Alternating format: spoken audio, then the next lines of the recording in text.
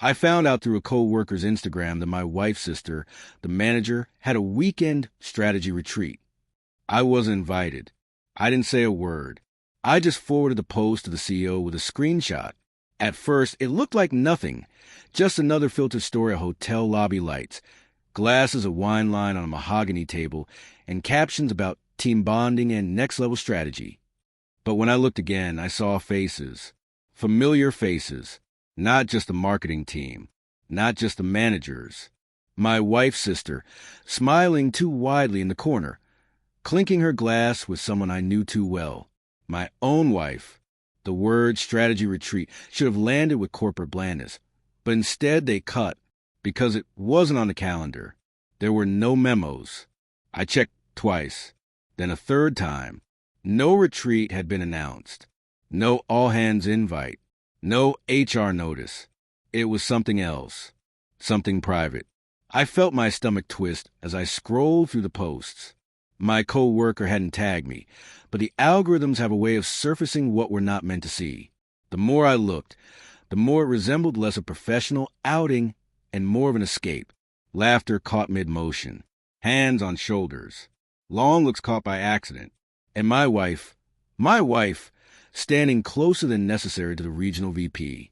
A man whose name lingered on office rumors, whispered once before over drinks about the way he stayed late in conference rooms that weren't his. I want to say something. God, I wanted to. But instead, my hand moved on its own, cold and steady. Screenshot. Forward. CO.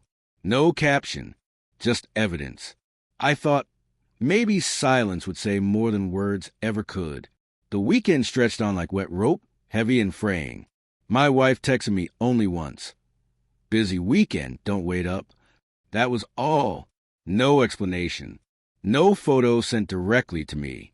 Just distance. By Sunday night, the truth had carved itself into me. She came home smelling faintly of perfume that wasn't hers. Laughter still stuck in her throat from hours earlier. She dropped her bag at the door, kissed me quickly, and busied herself in the kitchen like nothing had happened.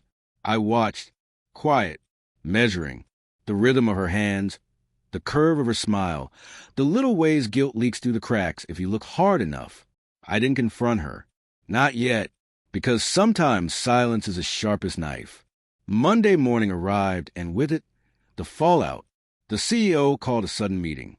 No agenda, just tension buzzing through the office halls.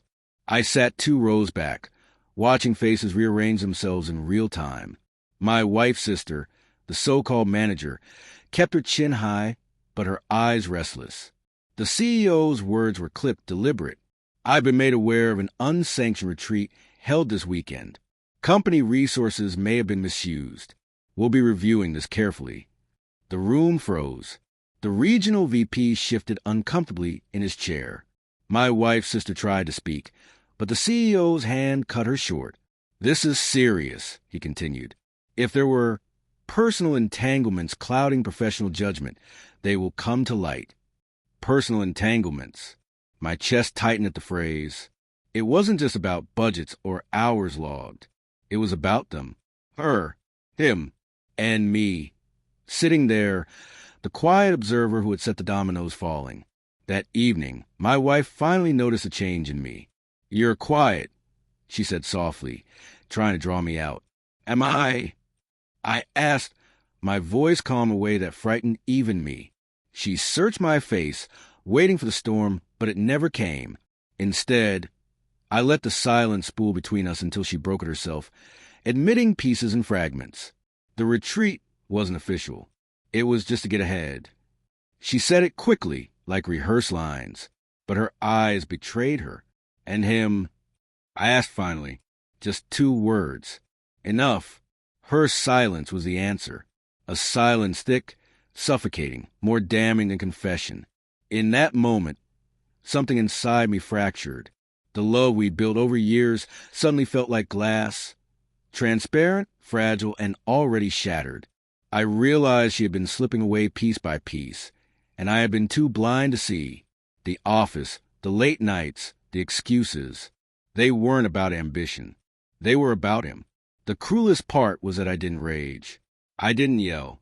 I didn't throw things or demand reasons. I just let the truth sit between us, cold and unmovable, because betrayal doesn't always explode. Sometimes it seeps in, quiet and devastating, until you can't remember what it felt like to breathe freely. Days turned into weeks. HR inquiries multiplied. Whispers filled the office corridors. People speculated about misuse of funds, favoritism, compromised deals. But beneath it all, I carried a heavier truth, that my wife's loyalty had already been compromised long before the screenshots.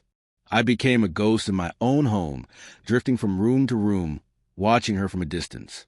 She tried to bridge the gap, cooking dinners, planning weekends, offering touches that no longer landed. Every effort felt like an apology without words. But apologies don't mend what's been broken beyond recognition. One night, I found myself back on that Instagram feed, scrolling through old posts.